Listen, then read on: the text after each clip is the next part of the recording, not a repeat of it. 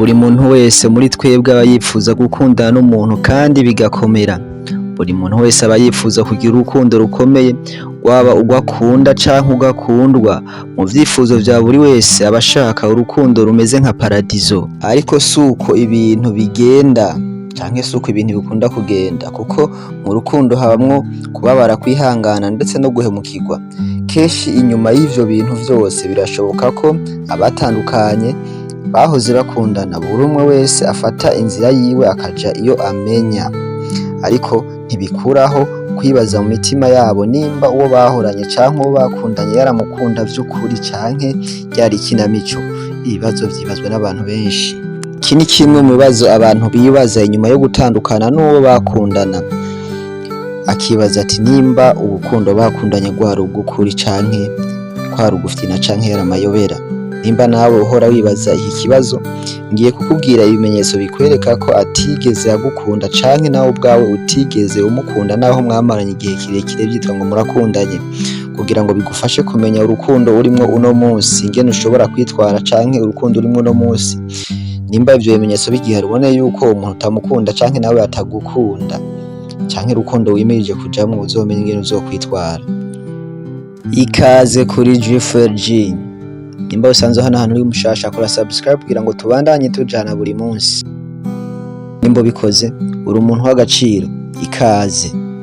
Ikimenyetso ca mbere kizokwereka yuko umuntu mwakundanye canke umuntu muri kumwe atarukundo ruhari canke ukiri mu nzira yo kumukunda ariko atarukundo ruhari, ni muri ca gihe umuntu usanga yihutisha porogaramu. Kwihutisha porogaramu kwa kundi umuntu usanga avuga amajambo y'ubwiza bw'ibihe muzogirana mu minsi iri imbere, akavuga ukuntu muzobaho mumeze neza canke muzobaho mumeze nk'abantu bari muri paradizo igihe muzoba mwagize mariage, ariko ugasanga ivyo ariko arakubwira mumaranye ukwezi kumwe canke iminsi mike gusa.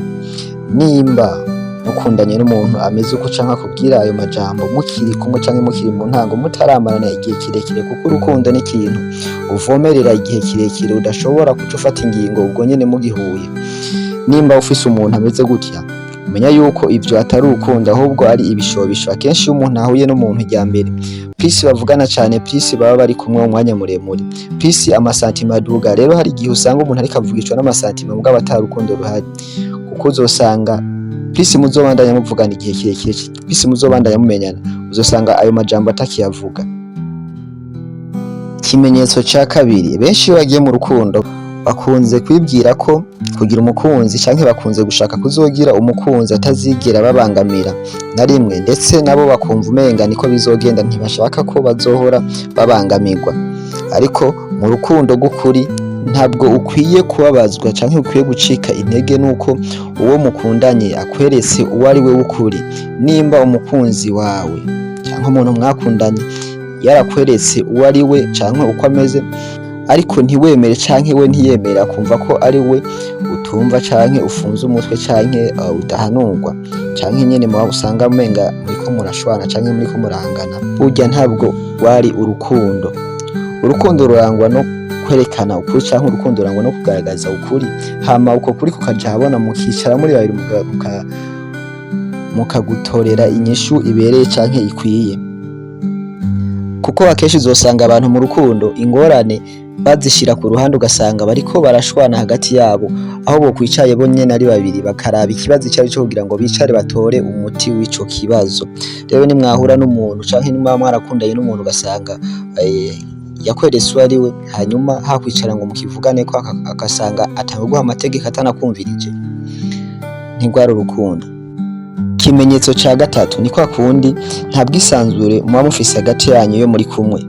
Mu vy'ukuri nta muntu n'umwe yifuza kuvuga amajambo mabi canke gukora ibikorwa bigayitse mu buzima busanzwe.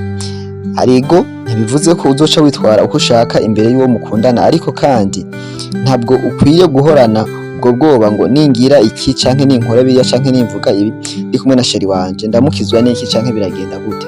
Umuntu imbere yo kuvuga ibintu canke gukora ibintu arafise umutima nama wiwe, arashobora kumenya ati iki ngira nkore nukuri canke iki ngira mvuge kirabereye. Rero nimba ufise umukunzi mukundana mugabo mwashika iruhande yiwe bikakunanira kwisanzura kugira ngo ube wewe wanyawe, ubwo ntabwo ari urukundo, uko no kubahana. Kandi ikindi naco ubwo si urukundo n'amategeko. Umuhinga mu vy'abakundanye yitwa Dr. Dan Brown yavuze ko umuntu afise urukundo rw'ukuri muri we arangwa n'ubwisanzure buhagije imbere y'uwo bakundana, haba mu mvugo canke mu ngiro. Nimba utabasha gusangiza amarangamutima yawe, imvune ugira mu buzima bwa buri munsi canke ivyo ucamwo buri munsi ukananirwa kubisangiza umukunzi wawe, ivyo vyerekana yuko atacizere canke atarukundo umufitiye. Nimba ufise umuntu muriko murategura kubaka urugo, hanyuma hakaba hariho ibintu udashobora kumubwira, nimba ubabaye canke nimba unezerewe udashobora kumusangiza, menya yuko uwo muntu utamukunda na gato, uriko uramutesha umwanya canke rimwe nawe ukavuga ati n'umugenzi bisanzwe nk'abandi bose, mugabo ukavyitirira urukundo.